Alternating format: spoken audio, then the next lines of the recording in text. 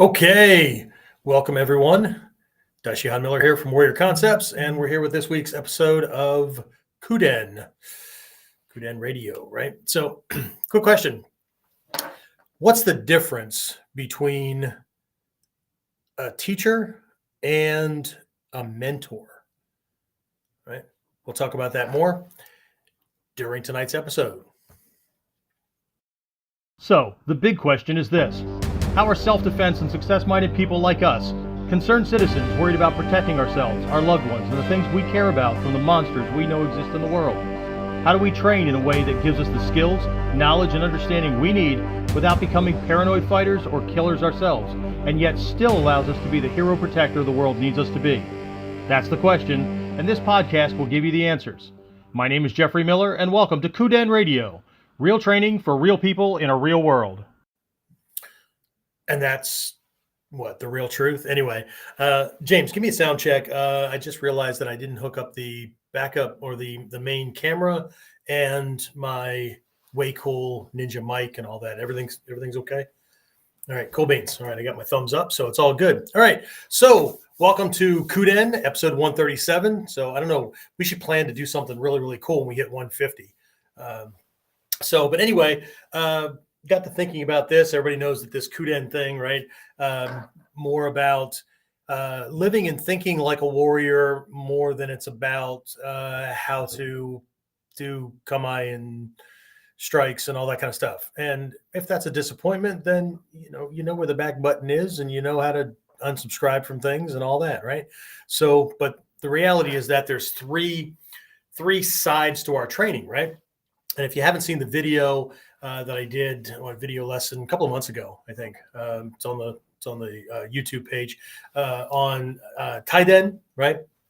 Body transmission, right? That's the stuff that everybody tends to get attracted to, right? All the cool stuff, right? And then there's Shinden, right? The spiritual heart kind of side of training, and KUDEN, right? The knowledge kind of things, right? And this is the stuff that KUDEN is typically that what's being transmitted from teacher to student, that people would, my teachers would have said, this is not a self-defense technique, but has everything to do with self-defense, right? Has everything to do with success, has everything to do with being able to handle challenges, conflict in whatever form, right? So, and the reality though, is that some people, they just want the martial side of things, right? They just want the combat. Although what they're really focusing on is just show me some more moves, right? I just want to be a fighter. I want to be the guy kind of thing, right? But I don't want to have to study. I don't want to have to do a whole bunch of observation, right? Because that's all boring, right? I had one student one time, and he actually made it to 4th degree black belt in spite of himself, right? But very early on in his training, one day in class, he just looked at me and said, I don't want you talking. Just tell me where to put my foot. I said, okay, put it right there, right? And then the technique wasn't working any better. And he said, well, but that's supposed to fix it. No. What I was trying to tell you through the talking you didn't want to hear was what determines where your foot goes, right? So anyway, right? But before we took that little intro break, right? I asked the question, what's the difference between a teacher and a mentor, right? But before we talk about that, right? Because I do want to talk about, questions that we would ask a mentor, right? And I did, the title of the episode is what's the best question to ask? And of course, this is subjective, right?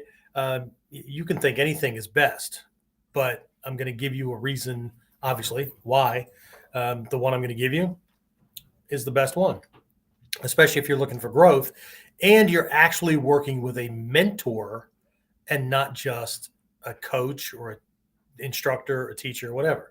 So before we get there, let's take a look at the difference between these other titles, right?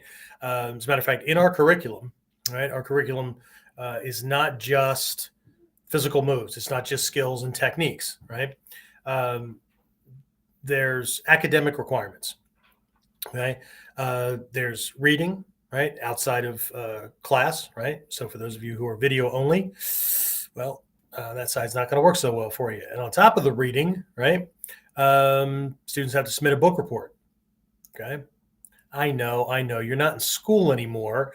So what gives? Well, I want to see if you, I want to know that you're comprehending the lessons, right?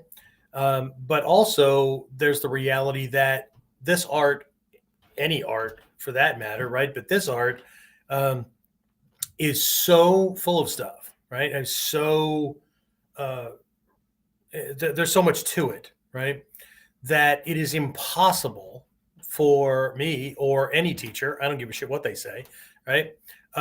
It's impossible for us to cover it in class times. It's impossible to cover everything during seminars. It's impossible, right?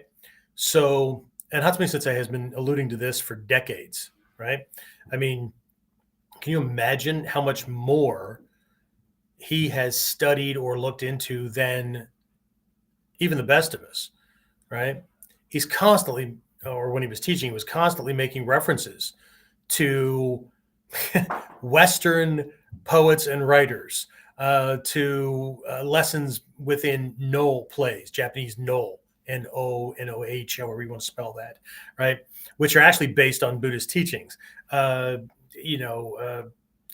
theater, all kinds of things, right? It's making all these references, and 99.8% of the people in the dojo are doing this, right? So for those of you, I'm sorry, on audio only, I was just nodding, right? They're just smiling and nodding like they get it, right?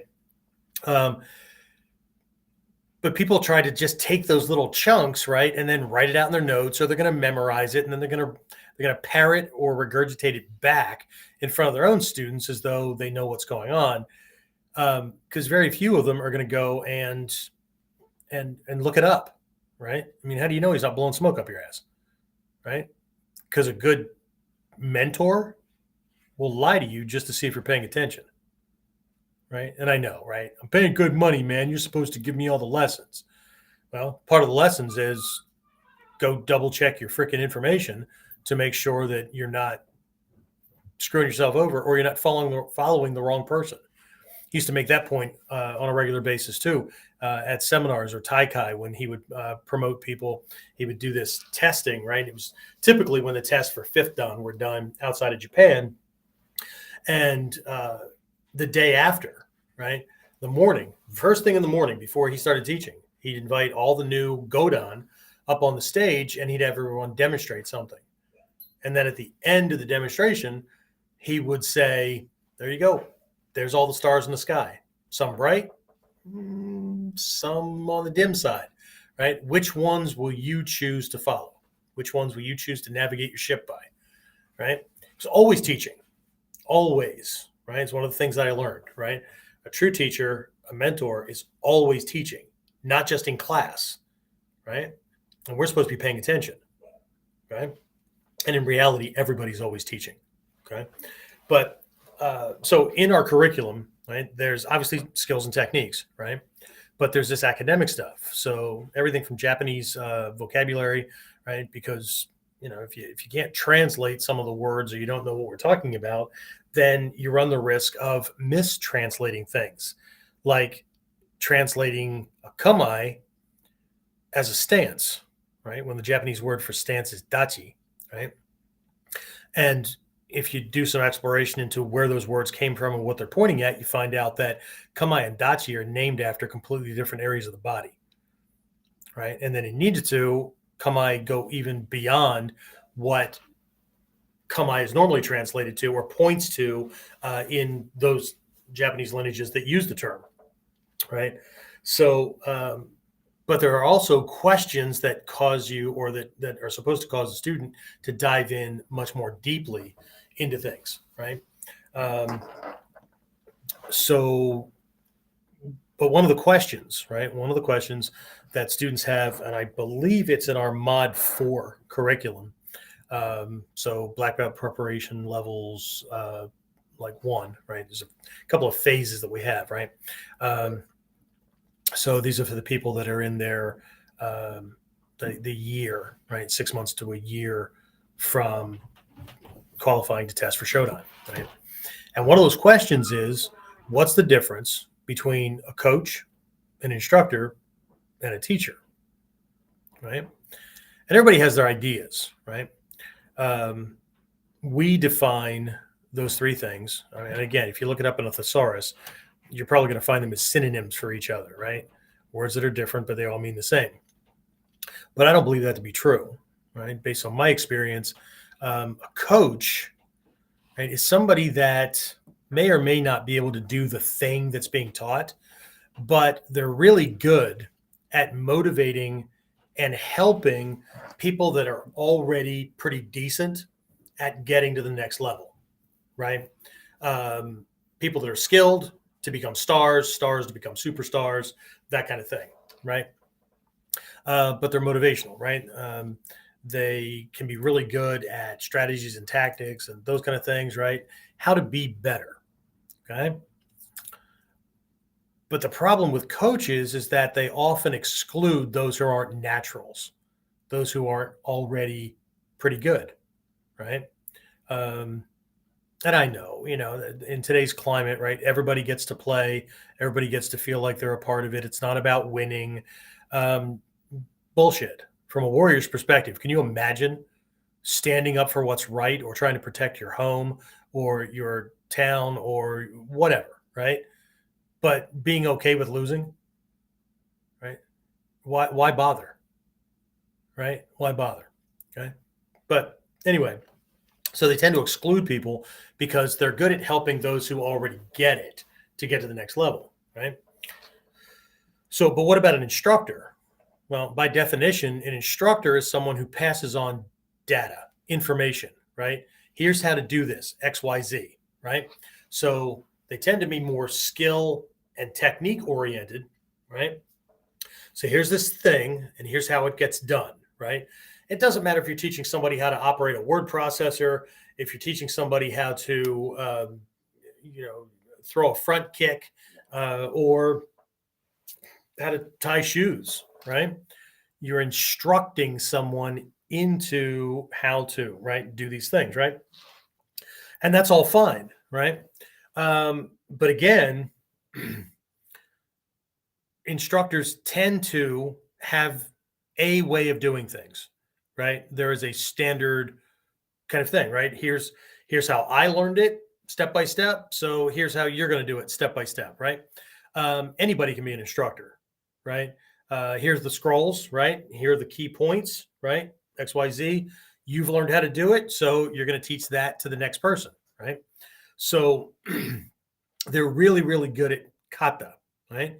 They can fall back on the coaching realm when it comes, as we're talking martial arts here, right? They can fall back on the coaching realm when it comes to areas like randori or sparring or whatever, right? So you're going to throw out hints and tips for the person to do better, right? But the instructing tends to be very left brain cerebral, right? Coaching can have that aspect, but it tends to be a little bit more experiential and street smart, right? Okay, so what about a teacher? Well, a teacher, again, not mixing job titles, or I'm not mixing preferential titles, right? Well, in our art, we call them instructors. So, and I'll talk about that in a minute when it comes to the word sensei, right? Well, that's what everybody does. Well, I don't give a shit what everybody does, right? They could be wrong, right? Or let's think about it this way. The way you define something creates a framework that you're going to operate within, and it's going to produce, hopefully, a certain type of outcome, right? But the way you define something determines how you will think about it, how you will approach it, right? Where you think the beginning and end of it is, all that, right? So anyway, but let's get back to teacher, right? To me, a teacher is anybody that is someone who can take anyone who walks in the door. Let's say in my dojo, right? To walk in the door, whatever their understanding or lack thereof is, whatever their physical prowess or lack thereof is, or whatever, wherever they are, a teacher can communicate with that person based on their own reference points to help that person get, right? They're going to learn, right? They're going to learn. So there's instructor stuff in there, there's coaching stuff in there, but they're able to take that person and get them to the highest point that that person can get to. Because again, we have to take into account aptitude, right? Intellectual capacity. There might be certain physical handicaps or injuries or whatever, right? So they're not going to be treating everybody the same. Instructors, right? When I was in the military, right? Instructors, right? Their job was to teach you how to do radio communications, right? Step by step. We use this terminology. We key the mic for this long. We say this at the end of an open communication. We say this at the end of a closed communication, right? That kind of stuff, right? Here's the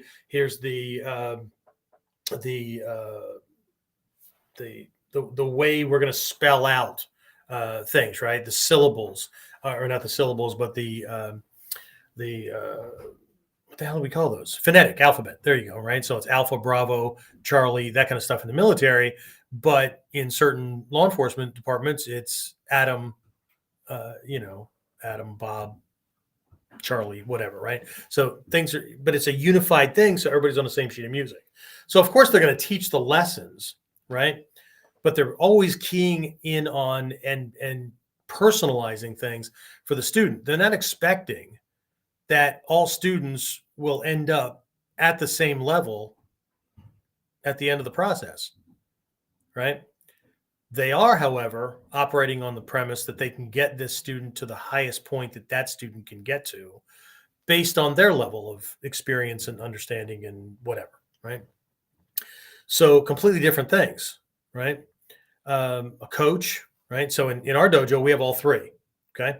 A coach doesn't have to be a black belt, right? So we're going to assign people to new people when they come in, right? For the first couple of classes, so that person can, not feel lost and all that kind of stuff, right? Just got to kind of help them out, right? Teacher's teaching a lesson, so the coach can go, okay, all right, so we're going to move your hand here a little bit, that kind of thing, right? They're not teaching, they're helping the new student understand what the teacher's conveying, right? We have instructors, right? I have an instructor training program, right? These students are learning how to be teachers, right? Which is going to require some experience and some other lessons and whatnot, right? But their job is to lead a class in the teacher's absence, but at very baseline, right? Just covering the standard models so that students have something to work on, right? Here's what we're going to work on tonight. We're going to do it this way and that way, right? But they may or may not have any kind of experience in an actual fight on the street, right? So all they have to go on is that kind of thing, and that's fine. We understand that, right? And then we have teachers that have been around for a long time, have actually mixed it up, and have been teaching for a long time, so they're able to help, students get to go deeper into things, right? So what happens when a new student asks an instructor or a coach something that is beyond them?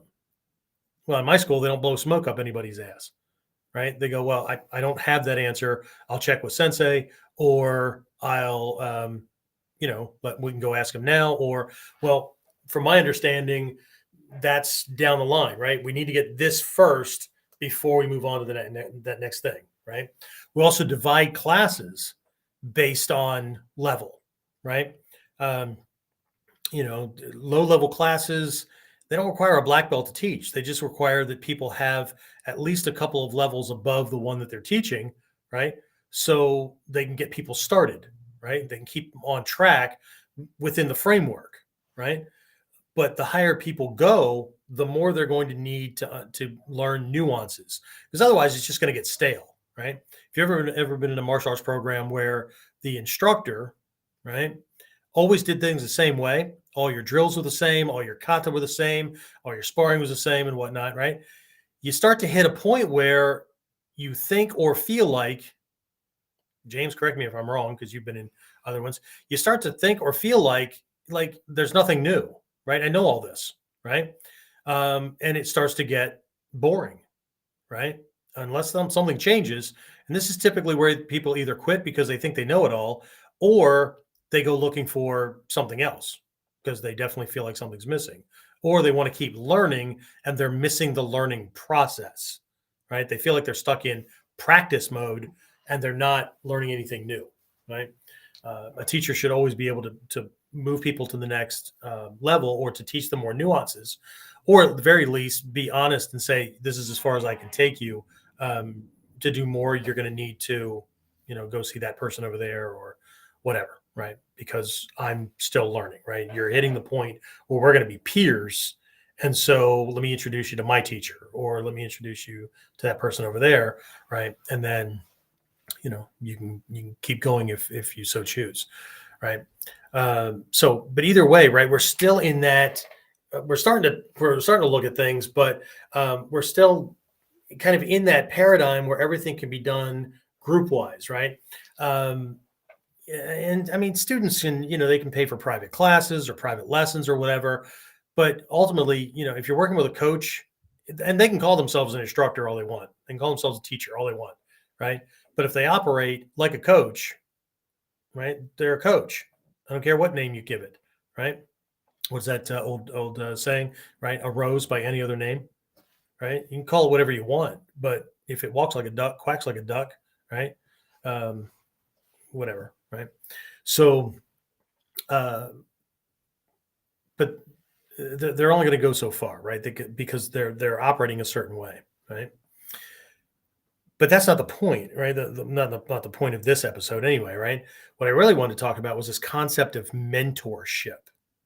Okay, mentorship, or being with a mentor. Because when I'm talking about a mentor, I'm not talking about using a substitute word for instructor or teacher. Okay, I learned that a long time ago. They're not the same, right? But just like a teacher will instruct on certain things, right? But can go farther. They will use coaching tactics in certain realms, but they're not limited to that, right? A mentor will do certain things that a teacher does, certain things that an instructor does, certain things that a coach does. But there are things that are different, right? The things that there's something that's different, okay? So to convey that, and some of you may know this story, but I'm going to share it again because it's in the right context. A bunch of years ago, right? I really wanted to learn Japanese more than just going through my Pimsleur course or whatever courses I was using at the time, right? And the problem, the big problem that experts point out about language is that most people struggle with it because they don't have anybody to practice with. They don't have anybody to communicate with within that language, right?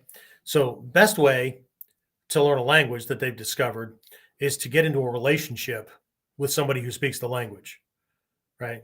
You're almost forced to learn it because, right, you need to be able to communicate. Otherwise, maybe they'll learn your language, right? But then every once in a while, when you completely thoroughly piss them off, and then they start swearing at you in their language, right?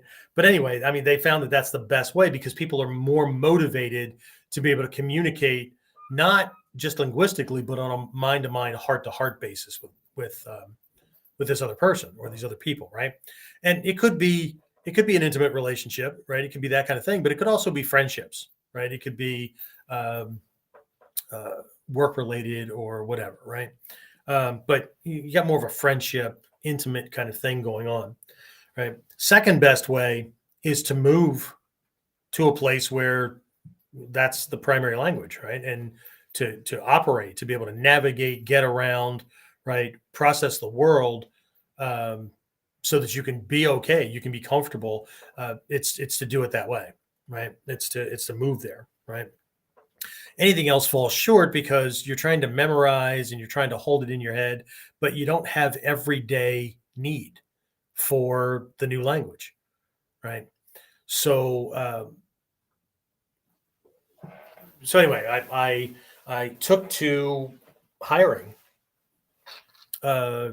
tutors, okay, and not just anybody who could speak the language, right? I am lucky enough to live in the state in the US where we have the highest concentration of colleges and universities, right? Pennsylvania holds the distinction of having more colleges and universities than any other state in the union. Okay. But even more than that, right? I have 3 universities within a 30-minute drive. One is within 20 minutes, and one is within 10 minutes of my house. Okay. So the cool thing about those is that sometimes what you find is that there's an interracial marriage or something, right? And so there's a professor, Anglo, who's married to a native speaker, right? Married somebody from some other country, China, Japan, Germany, whatever, right? And so the spouse is looking for other things to do. And so I was lucky enough to find not just people that spoke Japanese, but people that were native Japanese, right? Who learned English. And so I went through several of these. Unfortunately, people move around and whatever, right? But I found one. Again, it was a wife of a university professor. I can't remember if it was Susquehanna or Bucknell at this point, but either way. So she gave me lessons, right? She gave me things to do, and right, here's vocabulary, here's sentences, here's structure and whatnot. She was a really good teacher, right? But she was also like, when we had our get-togethers, right? We would discuss how Japanese people think and communicate, how they process things, because she'd give me a list of words and say, okay, next week when we meet, what I want you to do is make up 20 sentences that have these words in them, or these little phrases or whatever, right?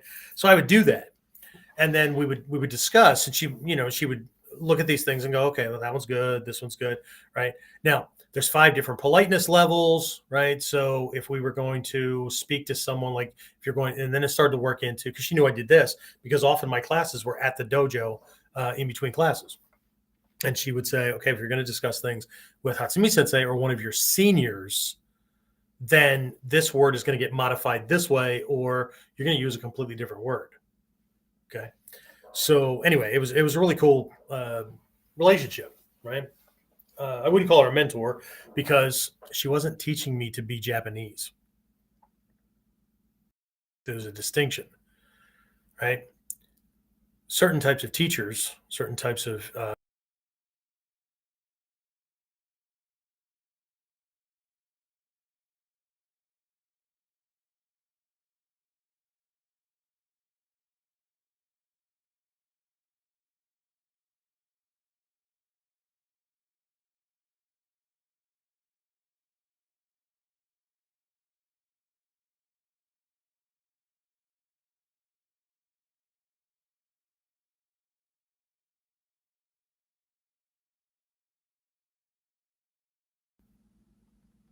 that's weird. Am I on? Oh, yes. Yes, now you are. Well, that was really weird. It just I got froze up high-speed for a internet. second, and then Uh-oh. Uh-oh. Hopefully there's not a storm rolling in, or there wasn't an accident nearby that took out a pole or something. So anyway, all right. So as long as we're good. Yeah, I'm good now. yes, you're good. Okay. Awesome. Okay. All right. Seems like there's a little bit of lag time, and I keep getting little warning things here. So anyway, I apologize if things go haywire, but we're at the whim of technology. Anyway, so where was I? So again, I'm starting to allude to this mentor thing, but anyway, so I'm dealing with this. I'm having these lessons with this one tutor, right? It's very nice. Obviously, like I said, native Japanese, helping me out with the different politeness levels and all those kind of things. And I needed to write a letter to Hatsumi Sensei in Japan. And the rule back in the day, and I think it's still the rule, but these things had to be in Japanese, right? So I was always trying to find somebody to translate or whatever. And then I go to Japan and find out that all these people are like writing in English or in their native tongue, and then staff in Japan are translating things. Well, so much for requirements, right? But anyway, so she said she would, right? And so I wrote this letter out, and we didn't get past the first part of the letter, right? Because I wrote out, in typical English, right? Dear Sensei. And she said, we wouldn't use the dear thing. You just write out this thing. And so she was having a problem. She took the letter with her, and then she came back, and the letter actually turned into a full-on lesson, or a bunch of lessons afterwards. But the first part really threw her off, because we had discussions about my relationship with Hatsumi Sensei and lessons learned and philosophy and all kinds of things, right?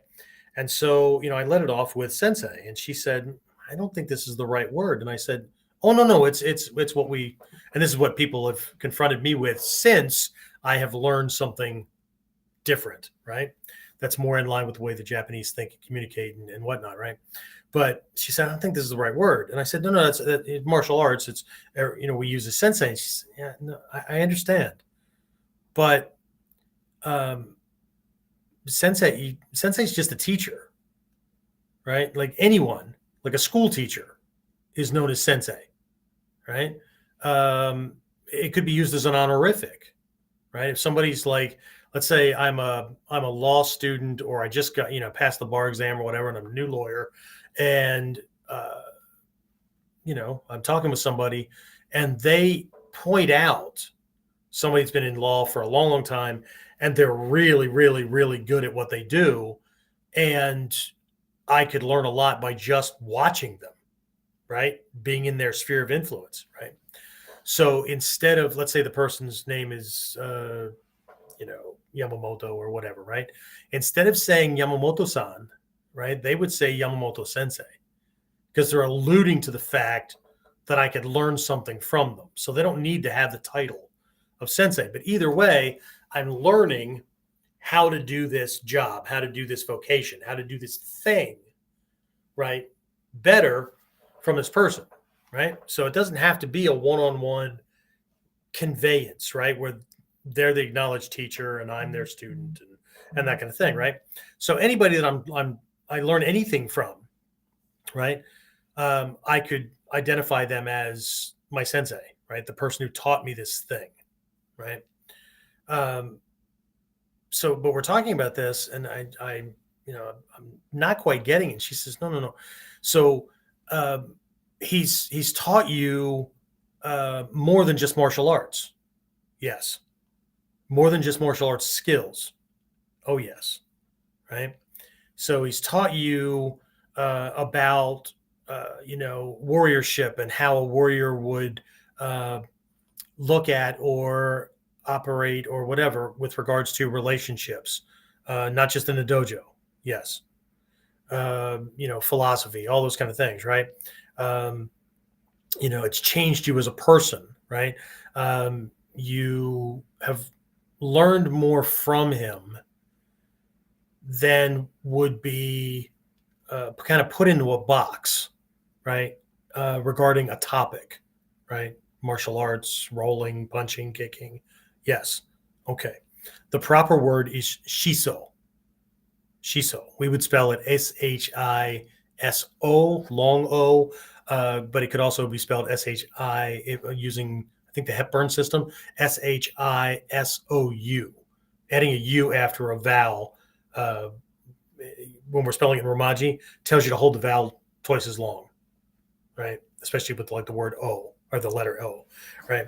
But either way, shiso, right? And shiso means, it can mean mentor, right? Which is like, we're talking about here, but it points more to teacher of life, right? Like a role model, right? That kind of thing.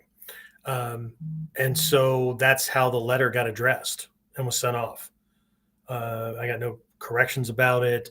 But thinking about it now, I remember a couple of times after that letter being sent, I was in Japan, and it was my last class before heading back, and I would say my goodbyes to Sensei at the end of class, right? Just a quick kind of thing, right? And more often than not, that turned into an extra lesson. Like he would tell me something, and then he would point to like a scroll on the wall, or he'd point at something, and he'd give me this long thing, right? And I mean, by the time I got on the train, I'm starting to lose part of it, so I'm really trying to scribble this stuff out to kind of remember, right?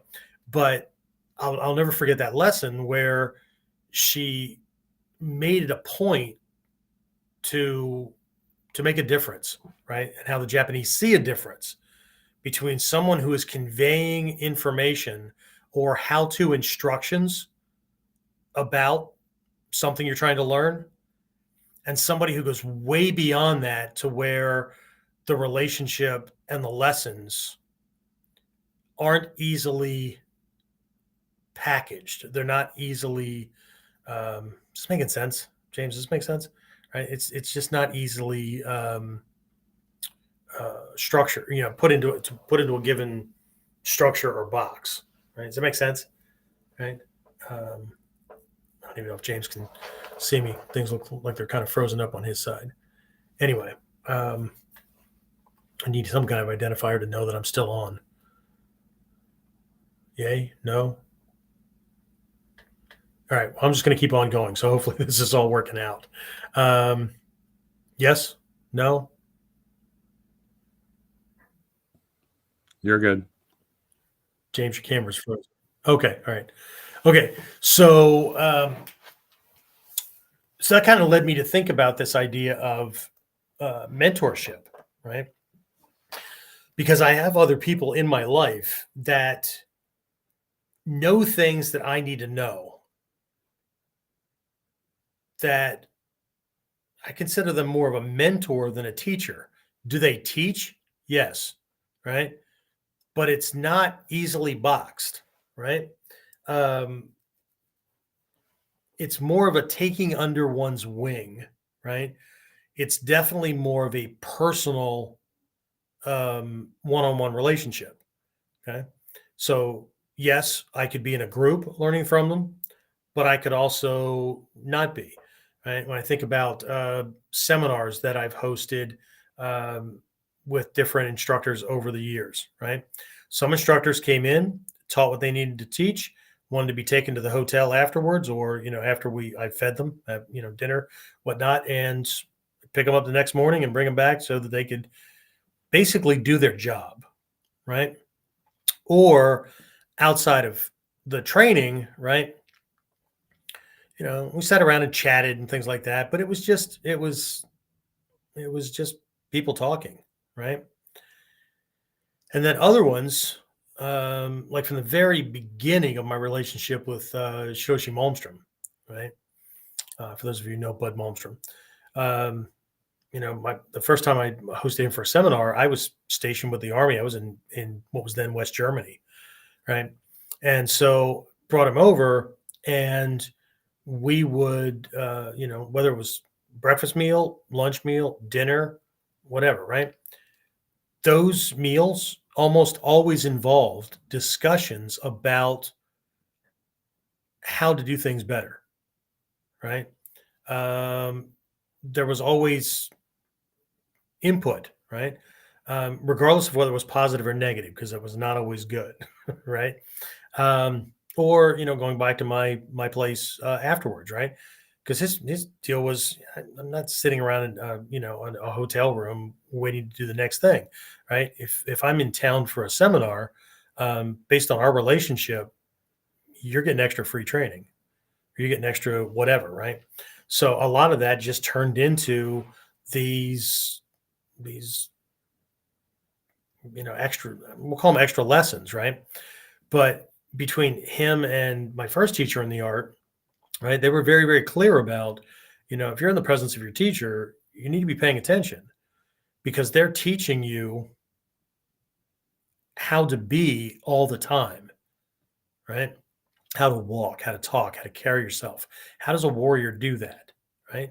And if there's a disconnect between, what somebody does in the dojo and how they talk and how they carry themselves around every day, then that you need to pay attention to that as well.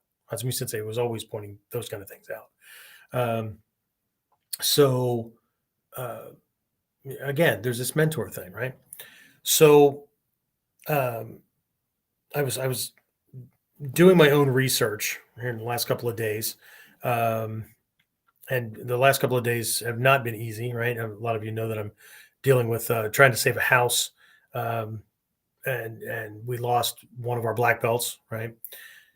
Last night, I got a call that one of my black belts lost his oldest son, who was only 30, just completely unexpectedly, right? It wasn't in an accident or anything. It was just but my mentors taught me how to be a teacher, how to be there for my students, right? So I spent a couple hours at my student's house just being there, right? Because some of those mentors, one was my Buddhist teacher. Again, several of these teachers taught me what the teacher's responsibility was, right? What kind of things do you provide to your students that are not lessons, right? They might be things that will prepare them for things. It might be things they need to practice, whatever, right? That's not teaching me how to do a stomp kick. It's not teaching me how to do tangeki or seon or whatever, right? It's teaching me how to be, right? And so anyway, but we would have these conversations, right? So as a part of this research, I encountered this question, right, and this perspective, and it really got me thinking, right? What's the best question that you can ask a mentor? Okay, because when most people think about questions for their teacher, what they're wrapped around things like, how do I do this thing, right? What mistakes am I making? How do I do this better? It's more around task things, right? How do I do this, right? If they're learning how to, whatever, it's skill based, right?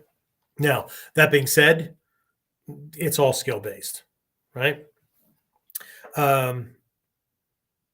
But is that really are those really like the best questions that I can ask? Okay. What is the best question? Right. And I'm talking about, like, if you got the answer to this, it wouldn't just make incremental changes or improvements. Like, it would change everything about the way you approach the thing that the question was about, right? Or it would change how you do just about everything, right? That's centered around that piece, right?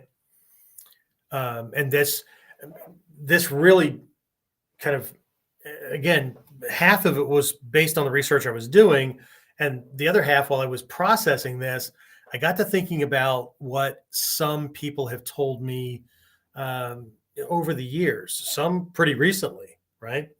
That that they're content with working on their own, right? They jump around from lesson to lesson, or they get things where they can, right? And so the belief is, if I just keep working in this long enough, I'll find the answers. And I would say maybe, right? But we have to, again, go back to that thing that I said earlier, that the way we think about anything creates a paradigm, creates a framework, right? And that's going to structure everything else. It's going to determine everything else.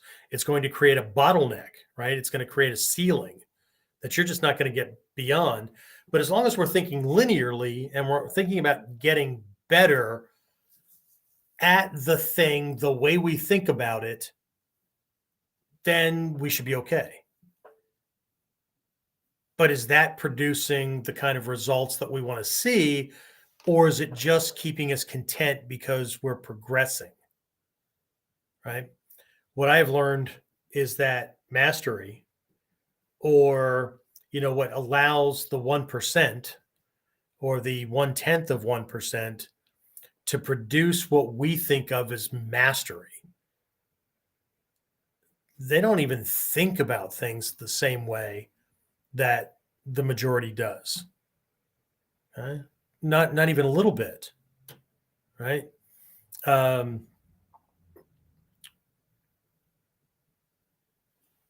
so again,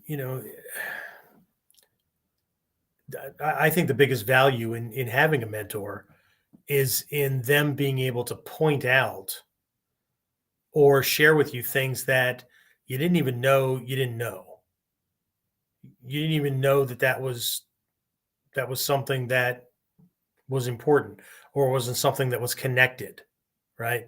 Um, the I think I shared it online, right? There was a meme that somebody had shared, and I saw this thing. And I thought, wow, this is freaking brilliant, right? It was a quote by Will Rogers, right? Real famous cowboy type guy here in the States, long time ago, and the quote was like from a father to a son, and he said, uh, "Son, one man may read, right, to learn, right." And to me, this implied also like research and study and those kind of things, right? A few more will learn through observation, but the vast majority need to pee on the fence to learn to learn for themselves. Okay, and that's all fine, right? Because I think all three of those things are important, right, on the journey. But you got to survive the peeing on the fence to learn the lesson, right? To learn that this is why you don't pee on a fence, because it might be electrified, right? Um, but anyway, right? So a mentor is there to to point things out. But see, the questions that I had mentioned earlier, right? How do I do this? What do I need to learn? Is this right? All that kind of stuff, right? Kind of pigeonholes a mentor into a teacher's position, and the student positions themselves in the role of guide, right? I'm going to determine what I'm learning, because if it's not a question I have for the teacher, then is it something I really need to know?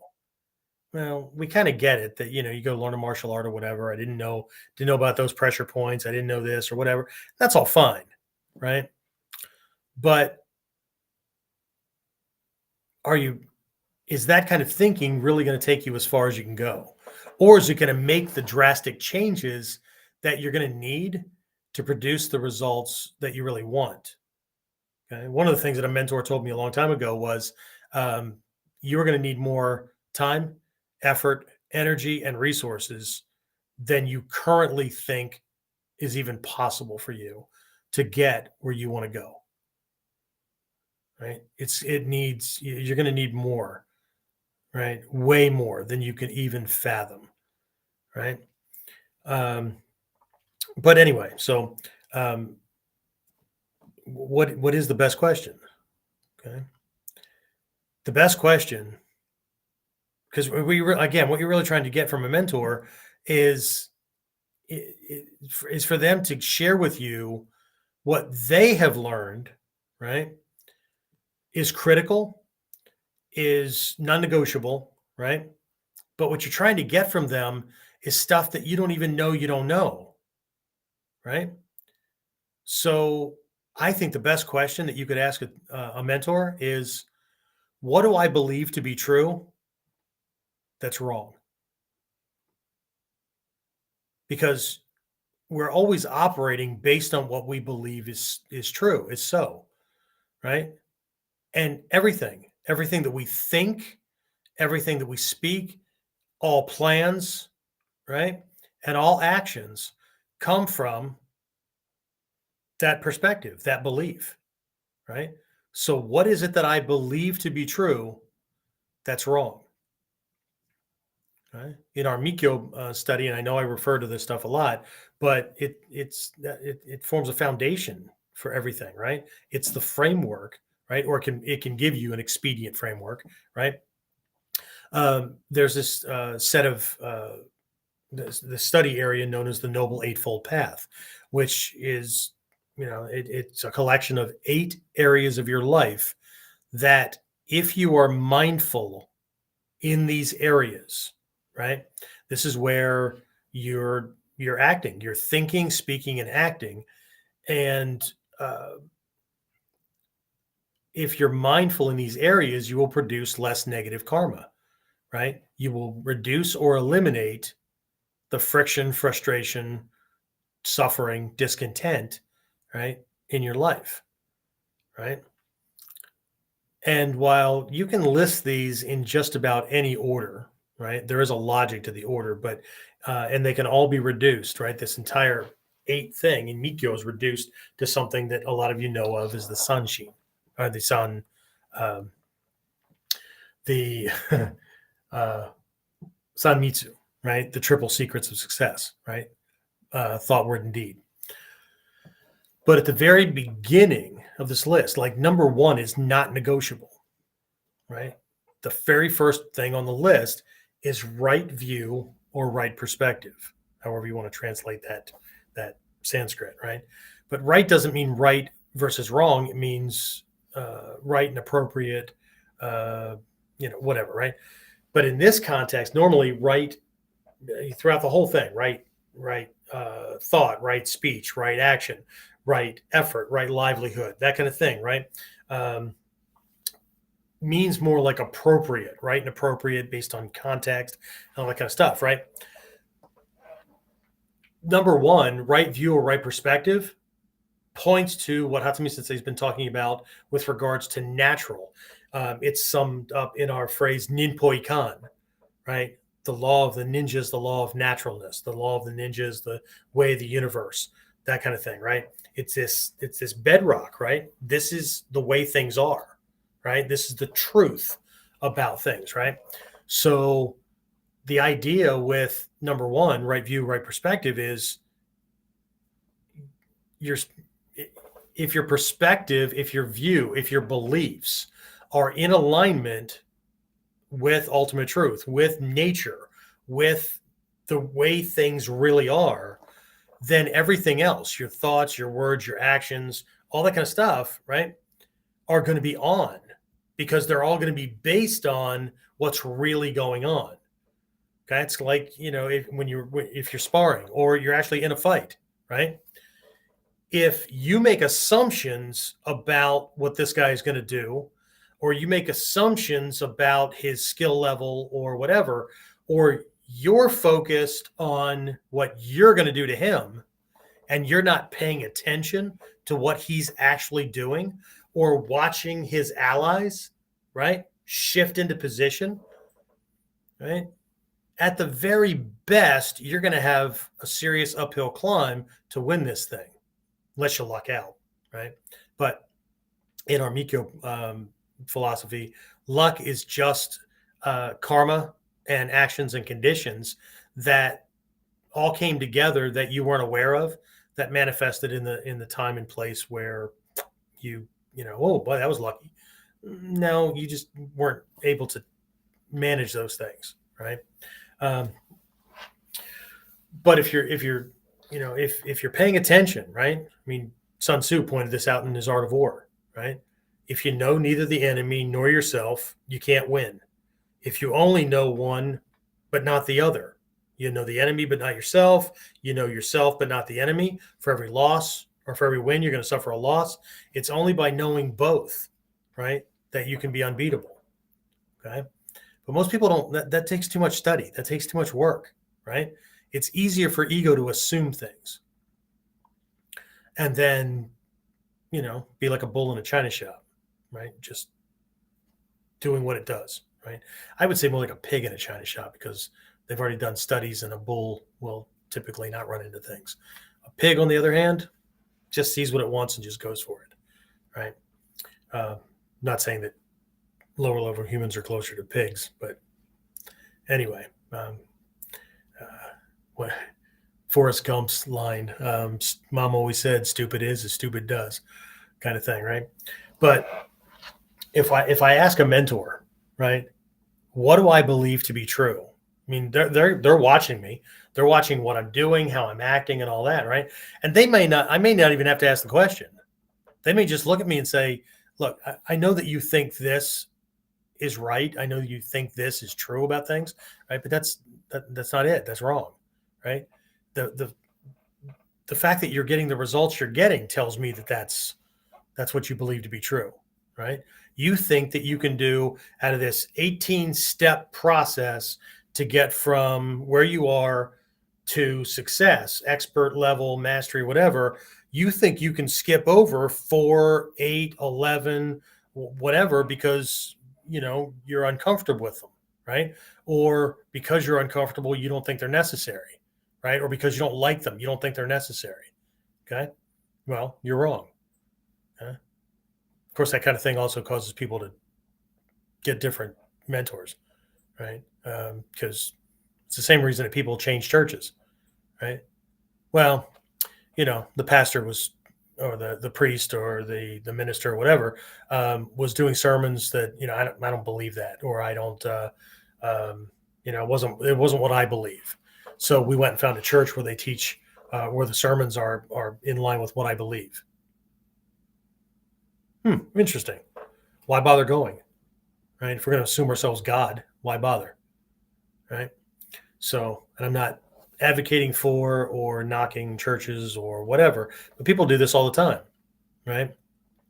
It's how we find our friends, right? Because they do the same things that I do. They like the same things that I do. Okay.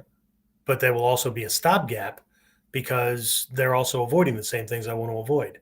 So it makes me feel good. It makes me feel okay. Right. A mentor is not supposed to make you feel comfortable. A mentor is supposed to push you on a regular basis.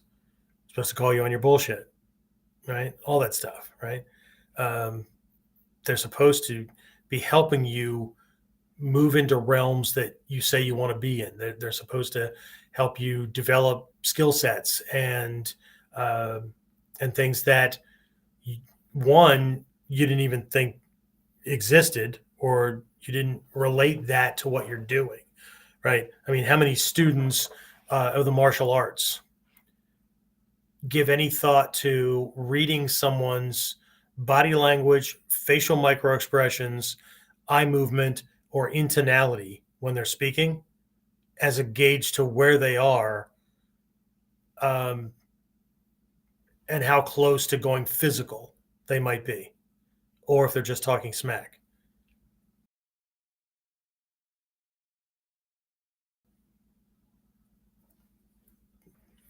The more you can know these things, the better off you're going to be. The more of these things you can know, the better off you're going to be. James, how much of a lag was that?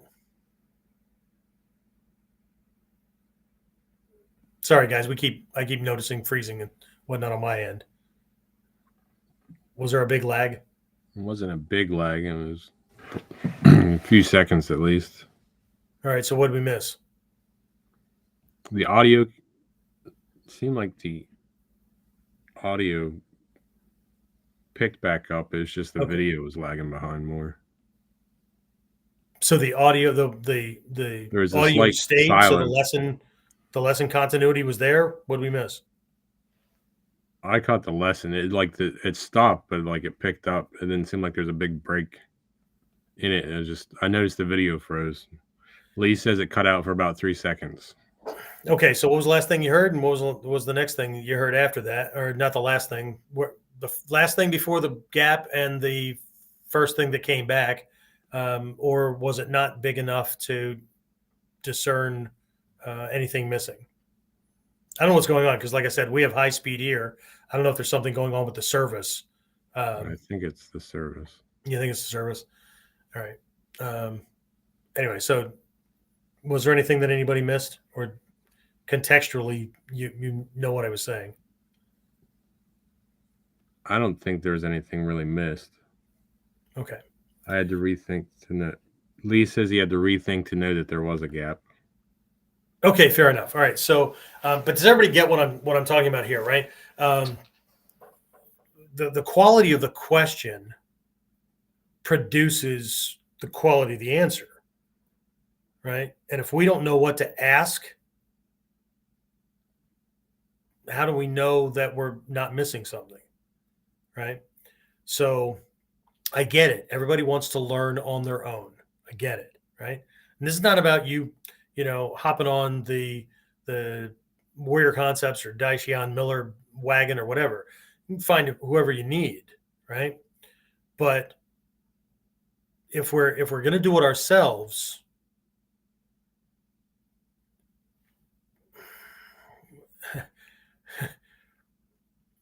what's that? And I don't know if Einstein said this or not, but I think everybody gets the gist, right?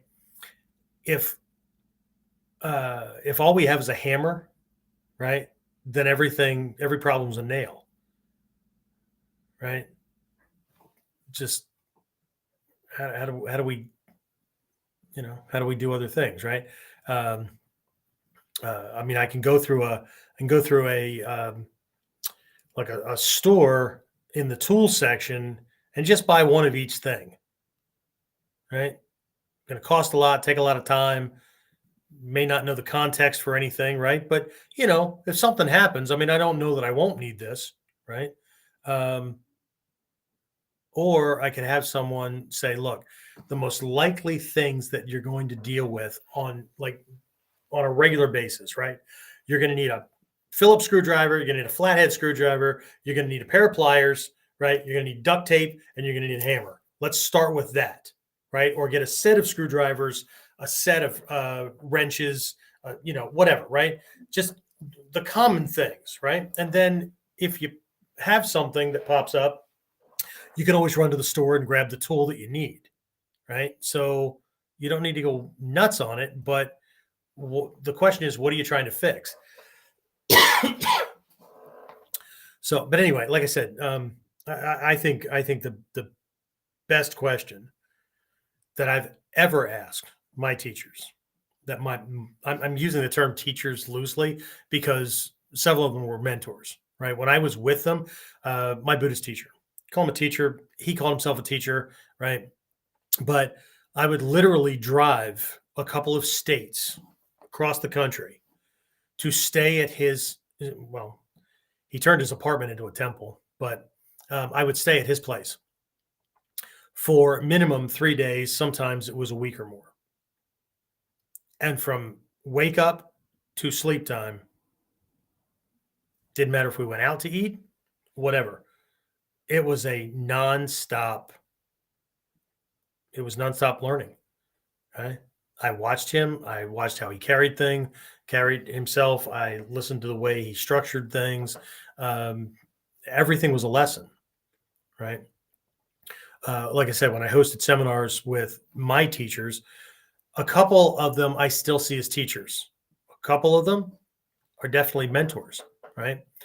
Because a mentor doesn't have a problem. Now, I have a teacher, my first teacher in this art, very, very influential, right? And I did watch them all the time and things like that, but very rarely did they approach things from the negative, right? They were really good at bureaucracy, right? So if I pointed out something, this guy over here said this or whatever, right? They would do the old, bureaucratic two-step. Well, you can do it that way, but I'm going to suggest that you do it like this, right? And then I had other ones that would just look at me and go, you want to be stupid like them too, or what? No, not really. Right. Okay. So they were friendly when friendly was needed, but they had no problem using tip of the boot love as well. Right. I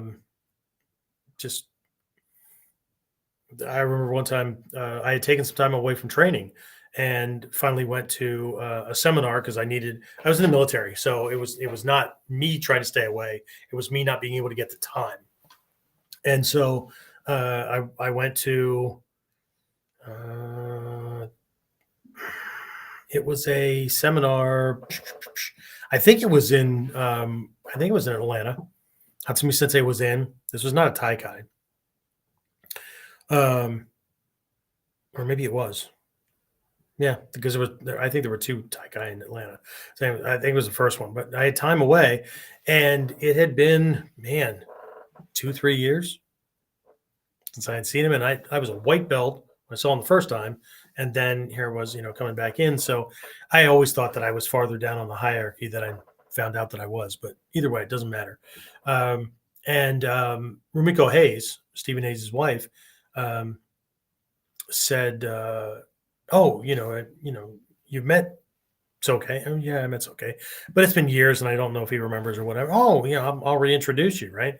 So she drags me across. I mean, literally has me by the arm and dragging me across the thing, because to me it wasn't necessary, but takes me over. There's this stage area, right? And he's standing up on the stage, and it was during a break in training, and she does this reintroduction. And like this entire weekend, I had watched him patting people on the head and, placating and things like that, and being what most people came to believe that Hatsumi Sensei was, right? Whatever you were doing was A-okay, and you really understand this stuff and whatever, right? And anyway, she what do you call him? Reintroduced me, and he did kind of a half nodded bow kind of thing, and I bowed, and and he says, he shook my hand kind of half-heartedly, right? And he looked at me dead in the eye and he said, "Okay, happy now?" I said, I don't know. Right? So it was the beginning of a beautiful relationship. But so anyway, but I really want you to think about this, right? And again, I'm going to do this in typical Japanese fashion, which is what leads most Westerners astray, right? I'm going to suggest that you think about this and give it some serious thought, but it's only a suggestion, right? And if you know what I'm talking about with the way the Japanese use the word suggest and suggestion, then you know what I'm talking about. But we'll leave it at that, because you're not my personal student, right? I'm probably not your mentor, at least not directly, which means I haven't taken responsibility for your training. And that's something that I learned very, very early on, right? Like when a Shidoshi submits paperwork for a student, one of their black belts, to be a Shidoshi Ho. Again, this is the original intent when this stuff was all put in place, right? That Shidoshi is taking responsibility for that Shidoshi Ho to teach them how to be a Shidoshi. I don't think most people know how to be a Shidoshi or a Shihan because nobody taught them how. Nobody explained responsibilities. They might have been given a piece of paper with some general guidelines and rules that we all got, right? But what the hell does that mean, right? So they became rites of passage. They became more ego fodder, right? For people to brag about, oh, I'm a Shidoshi, I'm a Shidoshi Ho, I'm a Dai Shihan. I don't give a shit. So because I don't have to, right? Now, if I've taken responsibility for somebody, I have to give a shit, right? I have to do my job. Okay. I have responsibilities and obligations to fulfill. Okay. Just like they do. Right. And if they don't know, I teach them. If they don't want to know, I dissolve our relationship. Okay. Just like anybody that works for me. Right. Volunteer status, pay status, or whatever. Right. This is the way any good leader should operate. Right. If somebody isn't performing to the level they're supposed to be performing at, right? And this goes for my students as well, right? They're not performing at the level they should be performing at. They're not practicing, if they're not studying, if they're not doing what it is that, bare minimum, right, that's in their curriculum workbooks that they have, okay? Because we don't do anything vaguely, right? Vagueness begets vagueness, right? It's for only one of two reasons, right? They can't or they won't. Can't is on me, right? Or my staff. If somebody can't do something, what do, James? We teach them. Here's how you do it. Okay. Now you can pass your test. Now you whatever. Now you have what you need to practice and whatever and prepare for your test or whatever, right? Or if you don't know how to operate something, whatever, right? Computer system, email, autoresponder, whatever, right? It's easy, right? We teach you. If you won't, that's easy too. There's the damn door. Okay. And I said this in a different context. I think in a different, and again, it could have been a KUDEN, could have been training with my inner circle online guys. It could have been all these things kind of run together, right? But I think that people, leaders, instructors, students, managers, I think everybody operates like there's a third choice, like there's a third option, right? What will you do to get yourself ready to pass the test at minimum standard level? What will you do? What are you currently doing to complete the task or the assignment you were given by the deadline you were given? What are you doing to, right? Nothing. Okay. What are you doing to transition out of this dojo into, goofball alley? Or what are you doing to transition to a different department or to a different company or to a different relationship or whatever? Nothing. Okay. What are you doing to fulfill your obligations, to live up to your duties, to your promises, whatever, right? Since I brought in relationships too, right? To complete the task on time, nothing. Then what are you doing to transition out of this dojo, out of this department, out of this relationship, whatever, right? Nothing. Well, you need to pick one, or I'll pick one for you because I think you think that there's a third option and there isn't a third option. See, this is what my mentors taught me about how warriors think. And all of them, not all of them, were martial arts oriented warriors, but they are absolutely friggin' warriors. Some in business, some in other specialties in life and whatever, right? But they all operate the same way, right? As long as this is a mutually beneficial relationship, right? Because you don't just go to a mentor to get things. What are you giving? Right? Shit, some people don't even want to pay for classes, but think that the teacher should do all the work. Well, I can't afford it.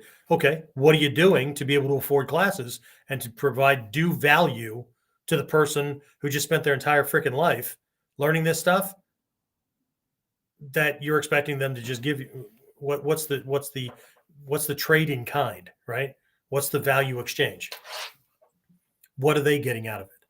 Why should they take time away from what they're doing, right? What's the exchange, right? There's lots of mentors that want to help, right? But what are they supposed to do when they find out that the person they're giving this information, they're giving this advice, they're teaching these lessons that were hard won, right? Hard won lessons, and the person's not doing anything with them. They're just supposed to hang out waiting for you to want something, like McDonald's. Yeah, the drive-up window will be here when you pull up. Don't worry about it. Okay, it's not the way. That's not the way mentors operate. Okay, instructors, right? Depends, right? Some people need to be in a teacher role because they need to feel like they've got some kind of control. They may not have it in their relationship. They may not have it on the job, whatever. This gives them a place to feel like they've got something going on, right? Some teachers are teachers because they need admiration. They need to be the guy. Whatever, right? What I find is that mentors are so busy producing, and they're on their own path and they're doing what they're doing, right? They're not trying to be a teacher. They're not trying to be a mentor, right? I tripped over myself and ended up being a teacher. I started a training group because I needed bodies. I started a training group because my teacher told me I needed bodies. So, and it got out of hand and it became a school. But I didn't wait. All these people that keep contacting me, email wise or whatever, that, my goal is to be a martial arts instructor and to run a school. Okay. So what will it take to work with you? I lay out what it takes to work with me. They go find somebody easier. Okay. Because what they're looking for is the easiest route to be the guy with the appropriate belt color and the appropriate title. But yeah, are they worth somebody else going to? Well, shit. I don't know. Okay. So anyway, I'm going to stop beating a dead horse. So anybody, any questions, any comments, right? Anybody not understand why I said that the best question you can ask a mentor is, what is it that I believe is true that's wrong?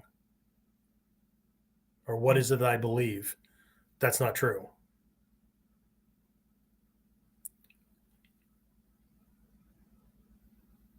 What do we got, James?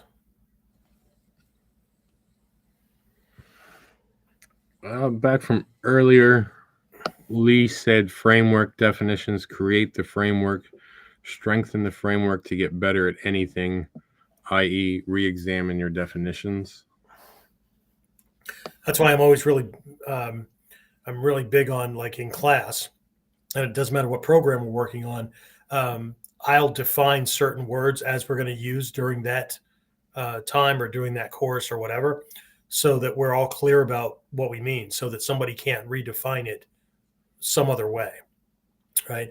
And I know there's lots of ways that people can look at the words coach, instructor, teacher, but we do that. We do the same thing in Mod 4, I think. We have what's the difference between a fighter, a soldier, and a warrior, right? Because we want to define, and it all goes to intention. Why are they using the skills they have, right? So anyway, what else we got? Carl's on. Carl said good evening. Carl, hey man, always good to see Carl. I say see, it's always figurative. I don't think I've ever seen a picture of Carl. He's like my ultimate ninja student, right?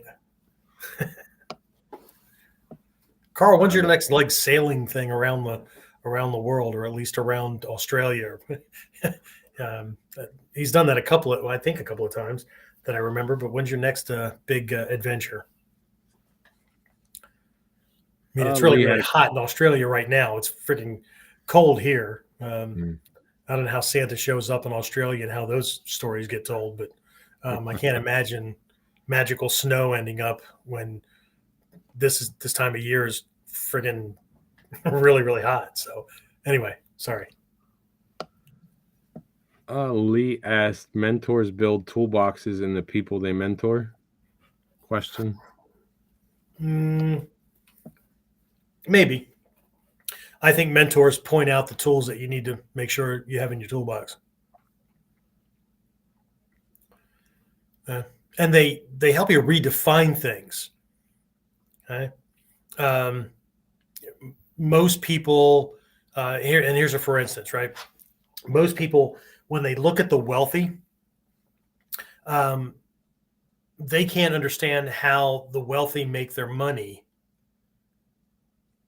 because like it's not possible from the way like we make our money, right? So they have to be cheating, they have to be corrupt, what if they thought about like debt and time-based wages differently than you do, right? Like they use debt to make money. And I don't mean your debt, I mean their debt. the relationship is completely different, right? Because they understand money and the way it works outside of, for this much time, you're going to pay me this much money, right? They understand leverage. They just, they understand the things that most people don't want to understand. But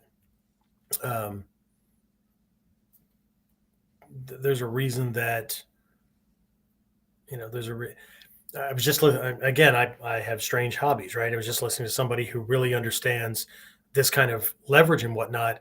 And so, like, people jump on certain financial products like 401k plans, right?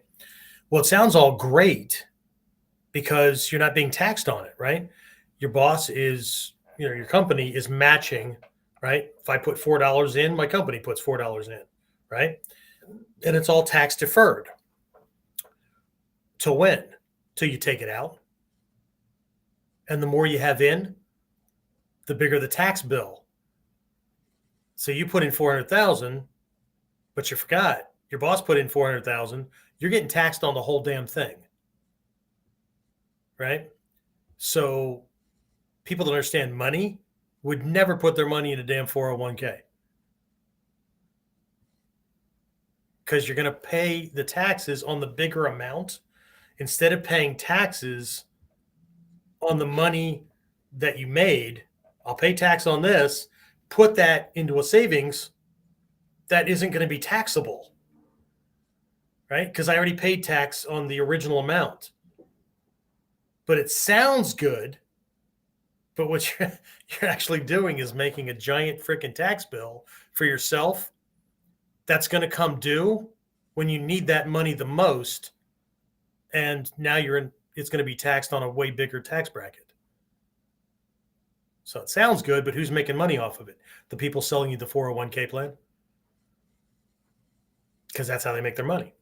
Just like banks and all their fees. That's how they make their money. They hope that you have overdrafts because they get money on the overdraft, right? So again, it's the people that are producing the kind of, like Hatsumi Sensei, right? I mean, the abilities that he had, right? I mean, he's wheelchair bound and all that, right? So I can't speak for what he has now. I mean, I just have, my ability to honor him and thank him and those kind of things, right? But, now he's teaching that no matter how good you get, life is life, right? But if people think that the abilities that he had were all based on just being really, really, really good at taijutsu and not intuitive sense and a lot of the stuff that comes from Kuji and all that kind of stuff and all the stuff that you can't see operating, right? You're high on crack, right? Or you want to believe that you'll always have your youth and your health and your whatever, right? I mean, anyway, right? A lot of people would be not just averse; they would have been repulsed. It's a good word, right? Had they seen Hatsumi Sensei before retirement walking around the office, like lighting candles and incense in the shinden or on the kamidana, butsudan and whatnot in his office, right? Not the same guy you saw moving around in the dojo, right? Like, it was painful for me to watch. But at the same time, the fact that he was still teaching at that age, right? Very, very different. All right, what else we have?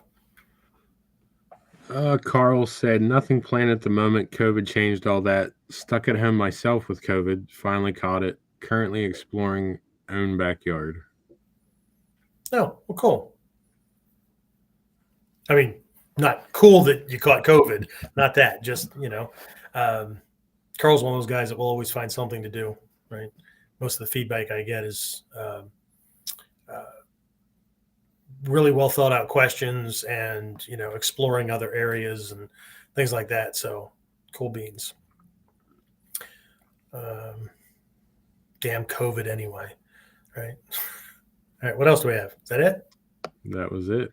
That was it. All right. Well, I know we choose what we choose, right? But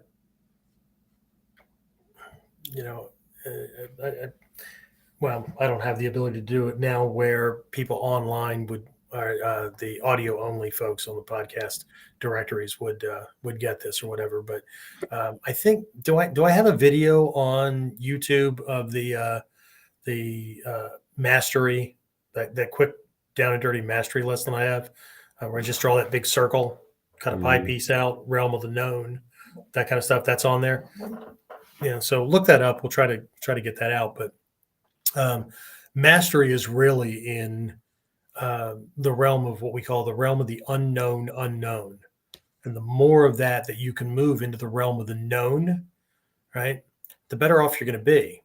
Because, the realm of the known is made up of two main categories or subcategories, right?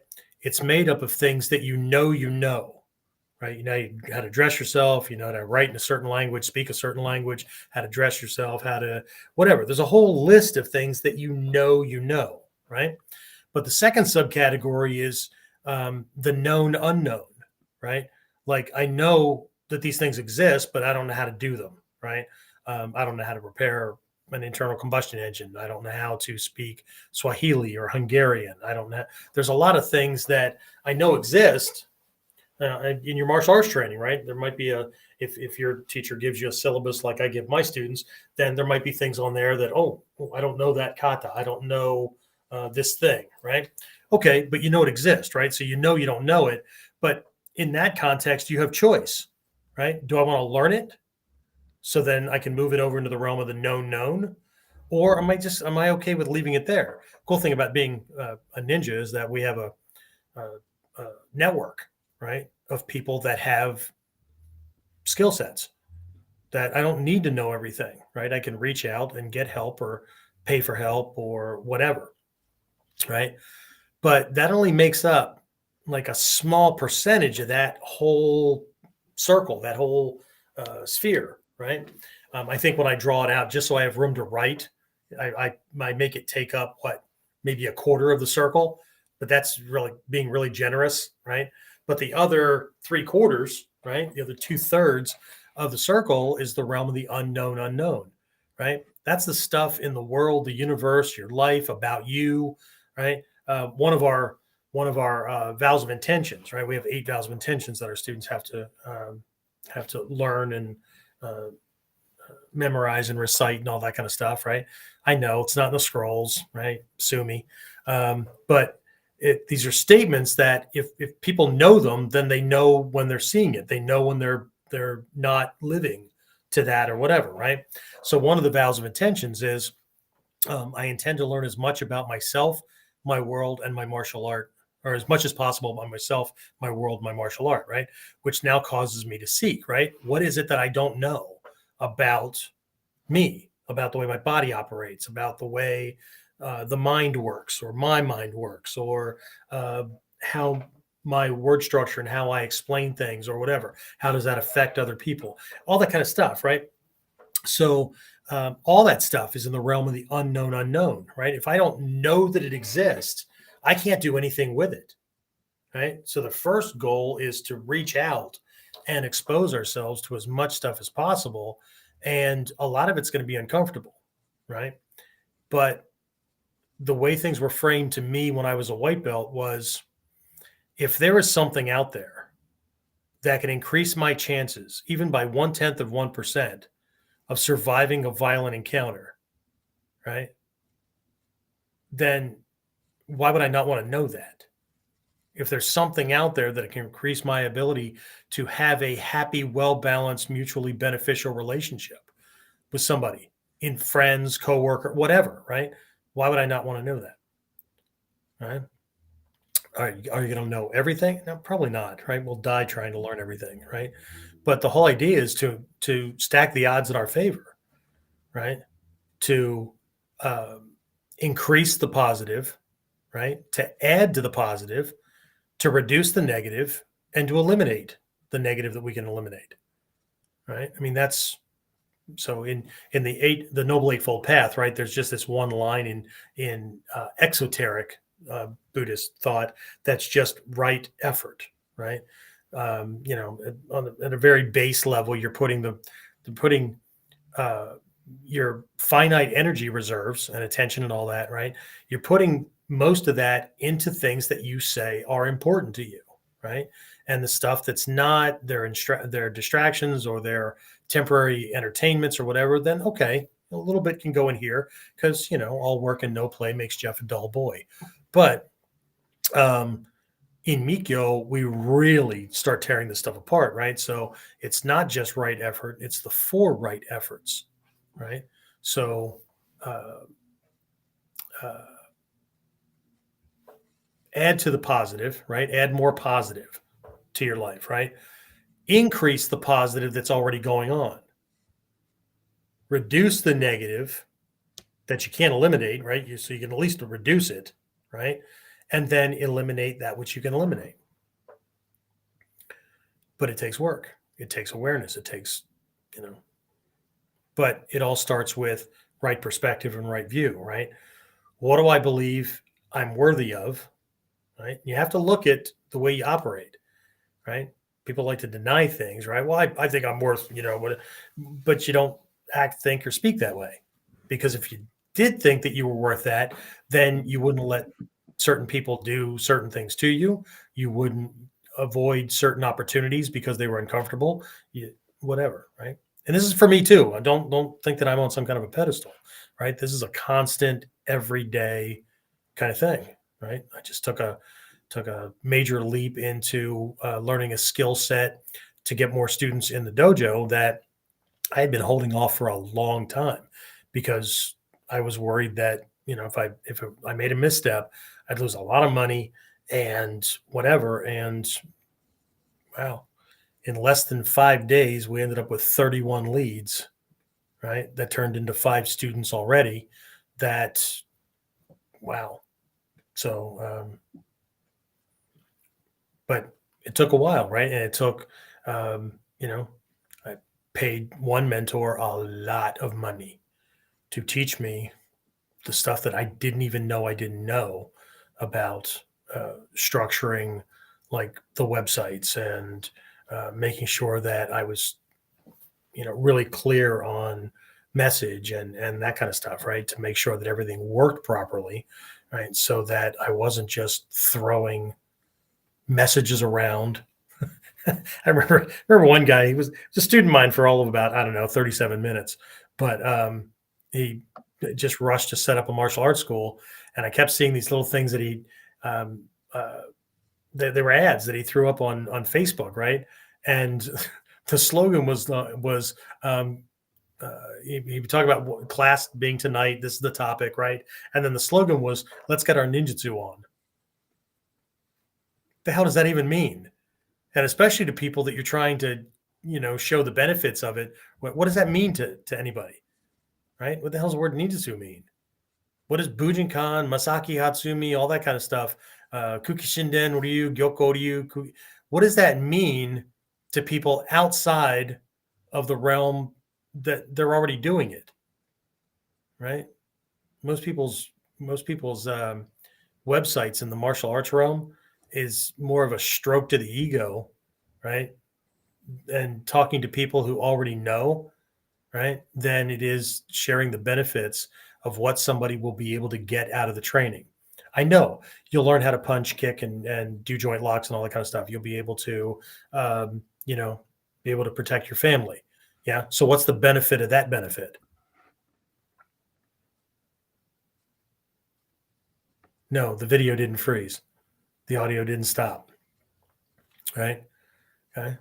If you can learn that skill to where you're not focused on features, right?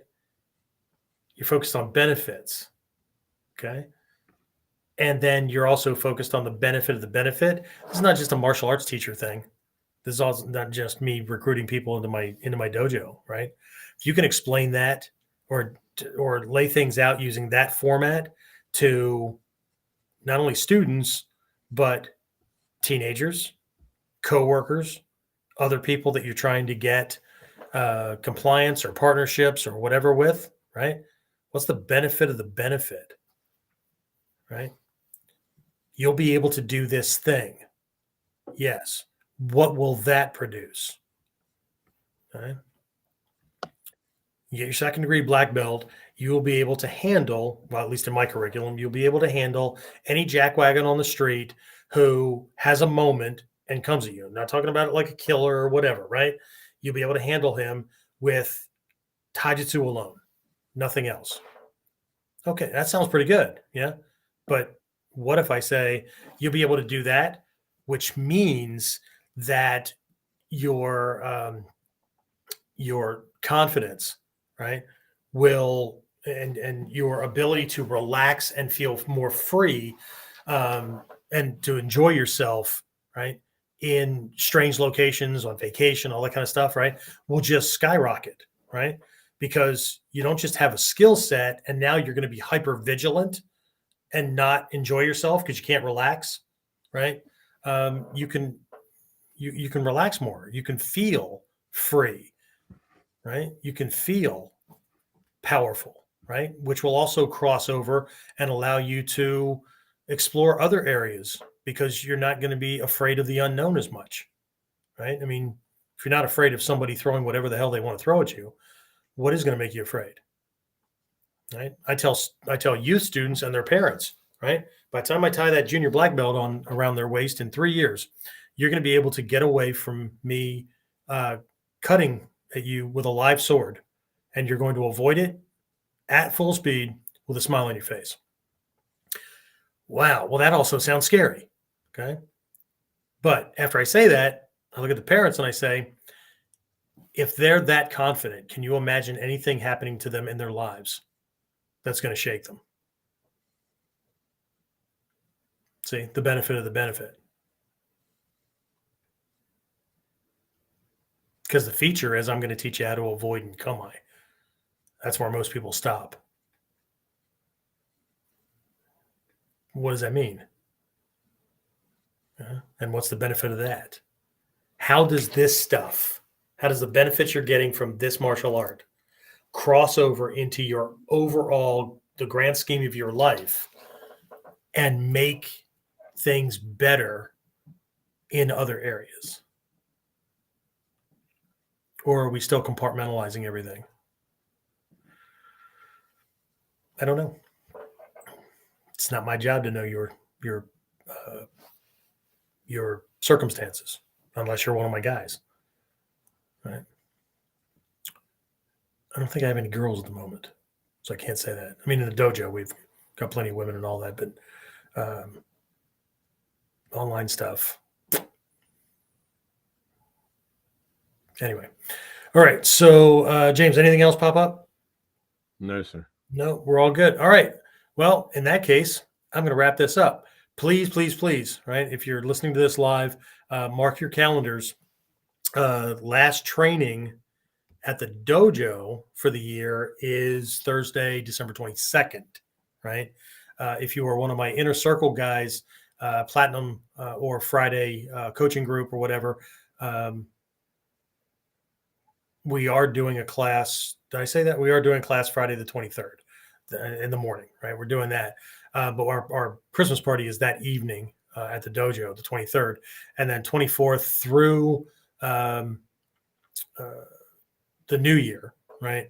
I'm taking time off, and then we'll be back in that point, right? So, and then our Daikomyosai yearly kickoff, yes, pun intended, seminar is January 6th, 7th, and 8th.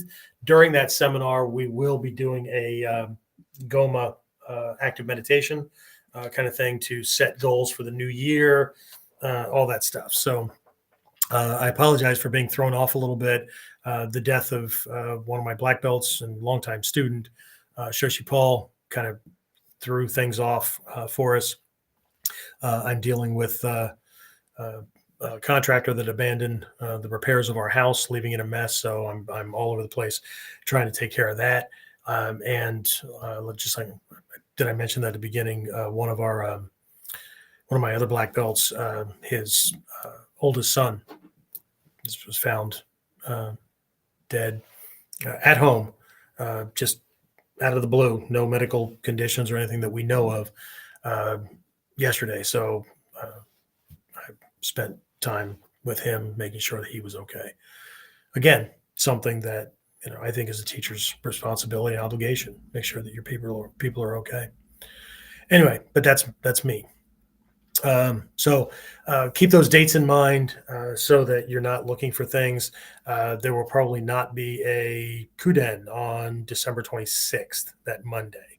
Okay. There should be one on January 2nd, right? Unless I change my mind, which I reserve the right to do. Right. So that's it, guys. I will talk to everybody again next time. Be safe. And I apologize for the glitches, the technology, whatever it is, what it is.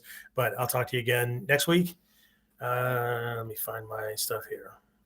Yeah, I think that's it, right? That's all we have. Okay, so I'll talk to you next time on KUDEN. Get more of KUDEN Radio, subscribe through your favorite podcasting site, or join our clan of serious modern warriors at onlineninjaacademy.com.